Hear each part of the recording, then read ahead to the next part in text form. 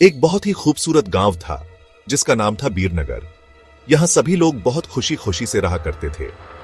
गांव में सभी कुछ अच्छा चल रहा था और इसी बीच अमेरिका से एक फैमिली अपने पुश्तैनी घर में रहने आती है। उस परिवार में पति पत्नी और उनका छोटा सा बेटा थे जो अपने हवेली में रहने आए थे।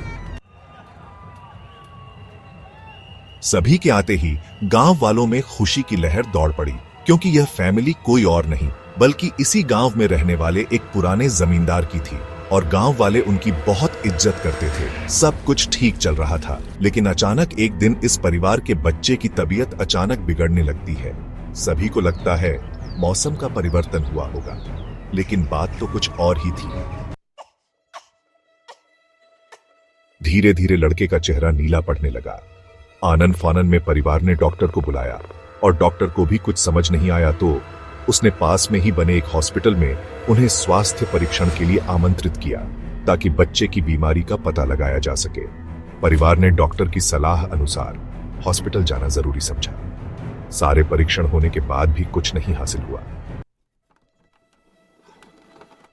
जैसे ही सारा परिवार गांव पहुंचा तो गांव के कुछ बुजुर्गों ने बच्चे की हालत देखकर उन्हें ओझा के पास जाने को कहा। आज भी गांवों में पुराने रीति रिवाज के अनुसार झाड़ फूंक करके इलाज करने की प्रथा कायम है। परिवार सभी सदस्य बच्चे के लिए ओझा के पास भी जाने को तैयार हो गए। गांव के पास ही पहाड़ी में एक बाबा रहते थे जो कि काली विद्या में भी माहिर थे। जैसे ही उनके आश्रम की सीढ़ियों में वह बच्चा अपने परिवार के साथ पहुंचा तो ओझा जोर जोर से चिल्लाने लगे, तू क्यों आई है? इतने बरसों के बाद भी तेरा बदला शांत नहीं हुआ। यह सब सुनकर बच्चे के माता पिता और गांव वाले दहशत में आ गए। उन्हें समझ नहीं आया कि बाबा को इतना क्रोध क्यों आ रहा है, जबकि उन्हें अभी तक कोई बात बताई नहीं गई। लेकिन बाबा तो काली माया में पारंगत थे, इस वजह से उन्हें रूहानी ताकतों को पहचानना आता था। सभी लोगों ने आश्रम में प्रवेश किया, लेकिन बाबा ने केवल उस बच्चे को पास आने को कहा। बच्चे की हालत बहुत ही खराब थी।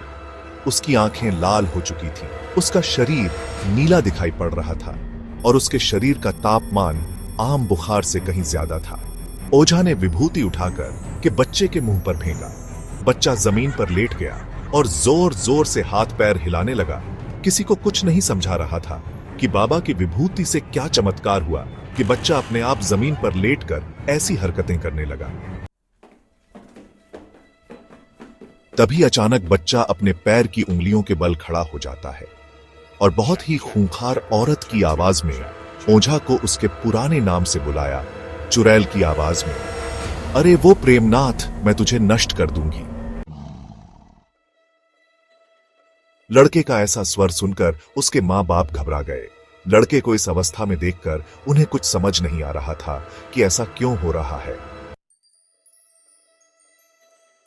तभी ओझा ने एक मंत्र पढ़कर बच्चे को अपने काबू में किया। सारे गांव वाले ओझा से पूछने लग, बाबा ये सब क्या है? यह बच्चा ऐसा क्यों कर रहा है? तभी ओझा ने बताया कि इसके अंदर कोई चुड़ैल आ चुकी है जो कि आज 70 साल पहले चोरी के आरोप में जिंदा जला दी गई थी। उसे ऐसी सजा देने वाले कोई और नहीं बल्कि इसी बच्चे के दादाजी थे और वह चुड़ैल अपना बदला लेने इसलिए आई है क्योंकि वह गर्भवती अवस्था में जिंदा जली थी और उसके कोख में पल रहा मासूम बच्चा भी जल गया। इसी वजह से वह उस वंश बच्चे को भी दर्दनाक मौत देना चाहती है ताकि उसका बदला पूरा हो सके। ये सारी कहानी जानने के बाद उसके परिवार वाले ओझा के सामने गिड़गिड़ाने लगे और अपने बच्चे की जान की भीख मांगने लगे। तभी ओझा ने अपनी घोर तपस्वी शक्ति से मंत्रों के उच्चारण के साथ उस चुड़ैल को मासूम बच्चे से बाहर निकाल दिया और कुछ ही क्षणों में बच्चा सामान्य हालत में आने लगा। सभी को लगा कि सब कुछ हमेशा के लिए ठीक हो गया, लेकिन यह तो एक शुरुआत थी।